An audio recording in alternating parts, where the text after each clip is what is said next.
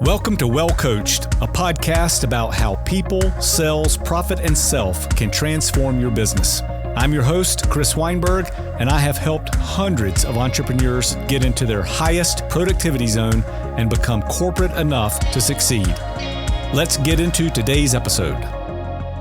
All right, today we're going to talk about how to get to know people, and the human behavior is such a fascinating thing for me. You know, at Well Coached, we focus in 4 lanes, and that's people, sales, profit, and self. And I will tell you what's the most fascinating and interesting thing to me is the people side of that, because we are so beautifully complex and so different that nothing fits in a box, right? Like when we talk about leadership programs or management programs or accounting programs, those are really pretty simple to define, and even financial programs, they're easy to define, easy to understand, because there are routes to take and programs to take. The messiest part of business and personal interactions is human behavior, and human behavior is so tricky that I love it. I love the puzzle of what makes people tick and how do we interact together in a productive manner. And to do that, there are several resources. One is just time and grade with people. You think about brothers and sisters or family members or spouses or significant others who you have long periods of time with to kind of get it, right? I know what makes Johnny tick because I've been around Johnny for so long, right? I know what makes Sarah in a good mood or a bad mood. I know her highest productivity zones subconsciously because we've been together for so long. So what do you do when you don't have that kind of time and grade together? There are assessments out there, and there's more than one. For us, we have a couple of workhorses that I've been using for decades because they're tried and true. I'm familiar with them, and I just simply think that they're the best ones. And for us, that is the DISC profile system. You may or may not have heard of that at some point in your work life, probably, although it is used heavily in personal life as well. And then emotional intelligence has been a huge buzzword for the last 5 years or so, has come onto the scene hard. And at Well Coached, we use both of those. We're going to talk about a little bit about those today, the importance of assessments and how do you use them. The first one we use, the significance I want to talk about is the DISC profile, and you may have heard of that. It's been around forever. It became modernized in 1928 by a Harvard shrink named William Marston, and since that time, it has continued to be refined. It is a scientific fact-based research on what makes folks tick. And the reason I love DISC so much as opposed to the other ones is because it's completely non-judgmental. It's not judging you. It's not saying you can or you can't or you will not be good at. It also is not measuring intelligence or motivation or experience. It's just saying, here's why you act a certain way. And there are no right or wrongs. And the way DISC basically works is this. You fill out this assessment. You're measuring 4 different areas of life, and they're called dominance, influence, steadiness, and conscientious. And all of us have all of those to a certain degree. It comes out and says, here's your personal profile. And basically, that's what makes you tick as a person. There's no right or no wrong. The whole shtick with DISC is really understanding yourself very well, and then hopefully having your partners or team members' DISC profile, you understand what makes them tick very well. Then you have a decision to make. Do I need to modify my behavior in the moment to be most impactful with this person? That's a choice. Sometimes you may want to modify, sometimes you may not. It's never about changing who you are. It's about modifying behavior. Those 4 characteristics that DISC are measuring, the dominance, these are folks, so just start thinking about this. If you've never taken a DISC profile before in your life, you can start making some reasonable assumptions or deductions here about who are the persons that I'm dealing with. Folks that lead with a dominant trait. These are the folks that are moving fast, not afraid to make a decision. They prefer to make decisions. Conflict is not a dirty word. They don't mince words. You always know where you stand with these people. Sometimes that may not feel great, because while their strengths are telling it like it is, their weaknesses may be telling it like it is because they're not going to choose words carefully. So these are the folks that may not give you a big bear hug in the morning. They may not ask you how your weekend's going. They may not ask you how your friends or family are doing. They are mission driven. They are trying to go from point A to point B. Now, quite honestly, to me, these are the most refreshing people in the world because I'm not guessing what they're thinking. They're just telling you what they're thinking. So think about those kind of people in your life. Hard driving, fast, never, conflict's not a dirty word. Challenge is not a dirty word. They don't mince words. Sometimes that can be seen as intimidating or cold, but frankly, I want you to look at it as more refreshing because you know where you stand.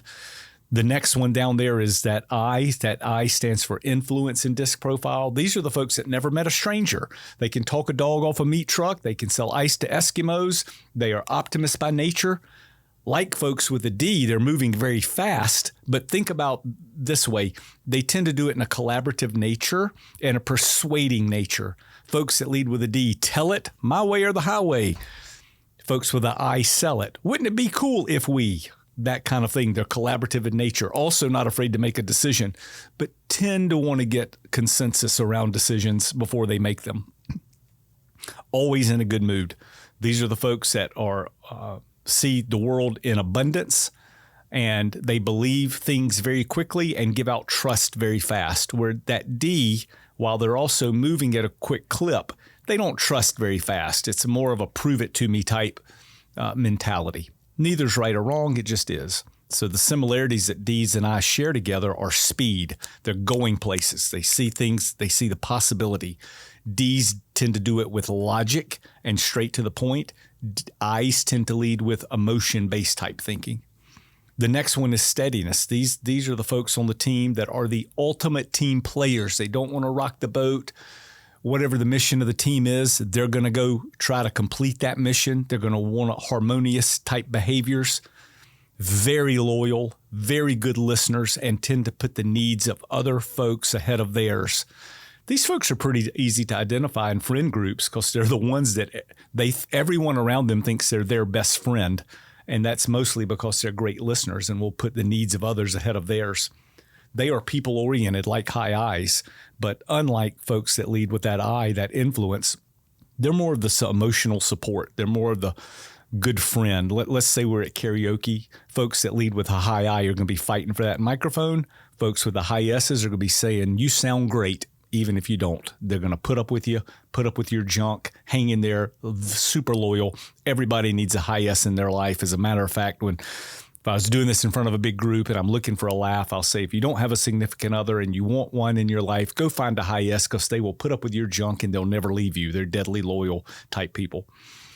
And then that last one is C, conscientious. This is where I'm lowest in this. These are the folks that measure twice, cut once. Exactness and logic-based thinking is what they live on. Similar to D's, they're logic-based thinkers and they tend to lead with doubt. The high C folks do that through process, procedure, rule books, handbooks, what's right versus wrong, black and white. They live in that kind of space. So they tend to do great in highly detailed type work, whether that's accounting or, being an engineer. Those kind of folks want to be as black and white as possible. So those are the four, the D, I, S, and C. The trick is we all have all four of these to some degree. So when you take a DISC assessment, all four are showing up in various strengths, and that comes and make out your personal profile. And once we know that, it's very easy for folks that are familiar with DISC to go, how's the best way I can onboard this person? How do I need to deal with them on a daily basis so that I can be in their sweet spot of communication? That's the power of the DISC profile of how we do things. The emotional intelligence then lays on top of that. And by the way, your DISC is not going to change. It's never about changing. By age 12, you can take this thing. You are who you are. Something unbelievably profound would have to happen for you to rewire your inner workings. And very rare does that happen. EQ, on the other hand, is that EQ or EI. Those are interchangeable terms, emotional intelligence or emotional quotient. And I tend to default to EQ. But when you hear me say EQ, it's the same thing as EI. That is why we're approaching things a certain way, right? Like that's measuring things like how is my self-awareness? Am I aware of what I'm saying? How is my self-regulation? Am I able to control what comes out of my mouth? What is my motivation, intrinsic motivation to just get things done? Am I empathetic? And how's my social regulation? Those are the 5 things that EQ is measuring: self-awareness, self-regulation, motivation, empathy, and social regulation. Oftentimes you'll hear folks say, well, that's just me. That's just who I am. I can guarantee you if that's coming out of someone's mouth, their EQ score is not going to be high, right? Because what that person's telling me is, I am who I am. I don't have an ability to flex, okay, or change in the moment. And that's a low sign of EQ. Now, the beauty about an EQ assessment, it's going to give you a score in all 5 areas.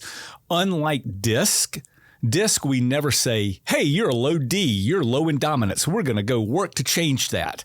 You're not going to change that. And by the way, you don't need to. It's fine. You may need to adapt at times or learn how to deal with people that have a higher D than you, but you're not going to change who you are. EQ, on the other hand, will say we can go to work on some of these things to change these scores. Now, that takes a lot for people to say, you know what, I might need some area and some work here. So the EQ, when we give the DISC assessment, we want everybody to know it. We want your neighbor to know it. We want your team members to know it. We want your significant other to know it so that they know who you are and give some ahas about you. EQ is a little bit more personal because it may say things like, man, we got to go work on your self-awareness. So when you do an EQ assessment, you want to do that. You want to do both with someone who's trained, and so that these assessments don't all of a sudden become this negative thing, because they're not negative.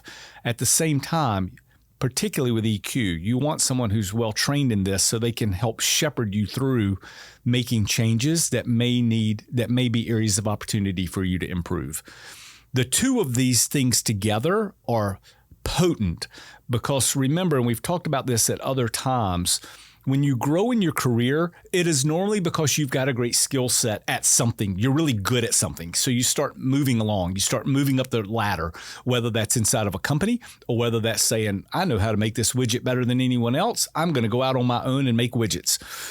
At the end of the day, as you grow in your career, your ability to deal with people becomes more important than how do you make the widget.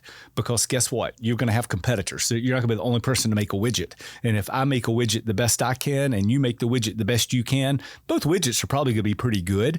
So what's the deciding factor of how you do business with people? It's how you interact with others. At the end of the day, that's really the shtick. Lots of people are good at lots of things. How they deliver that one-on-one or to the masses or interacting with people, that becomes the separation. Using assessment tools like DISC and EQ appropriately change the game of your success trajectory. I want to give you a couple of scenarios of the way this thing applies. And I'm going to give you a very personal one for me. So my wife, Roxanne, and I, we've been together now for 11 years. And when we first started dating, I read people for a living. This is what I do every day. And I could pick up on her high D very quickly. I could appreciate her pace, her determination, her will. I could see how she showed up at work, those kind of in her own career. I picked up on the D energy fast, and I'm attracted to that. I'm very attracted to D energy. So we start dating, and a few months into the dating, it starts getting bumpy, and I can't pin it, right? I could not pin what's going on here. Why are we kind of not jiving all the time?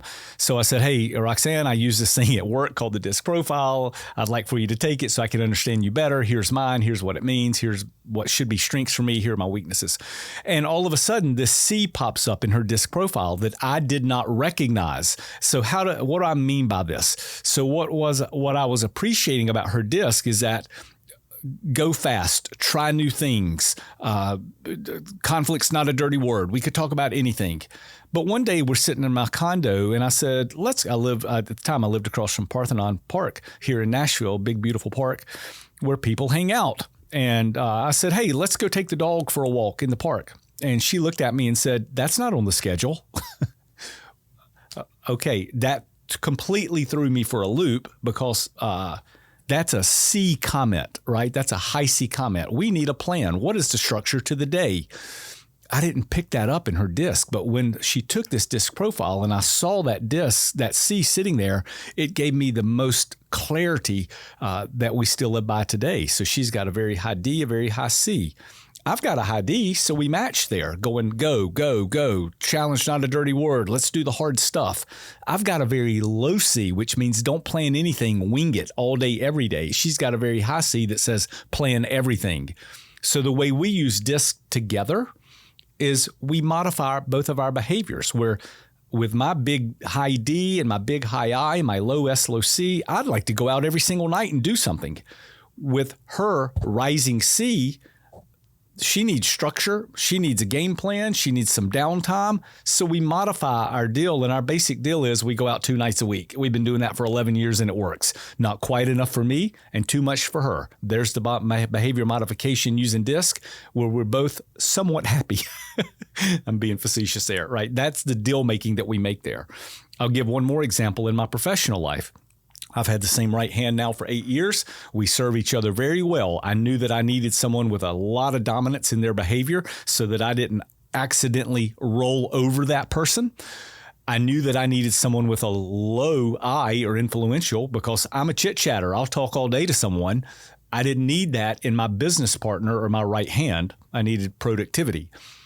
Then I needed someone with a very high C who could keep me organized and structured, because I don't have any of that sitting around. And so our relationship works beautiful. Folks with a high DC and a low I do not need me to go, how was your softball game? How was your weekend? As quite frankly, it may agitate that person if I'm asking that at all times. But I also needed someone structured who could keep me on the rails, and someone that I would not accidentally overroll. That's the beauty of DISC. So when we bring that into teams, and we'll talk about that on another episode, as you start building a team around you, understanding what makes people tick becomes unbelievably invaluable. It takes stress out of relationships. It takes drama out of relationships. And understanding if I understand you well, you understand me well, doesn't mean we're not going to have conflict in our relationship, but mountains become molehills because we have a structure to get through things appropriately. That is the power of using the DISC profile system and the EQ assessment in your business.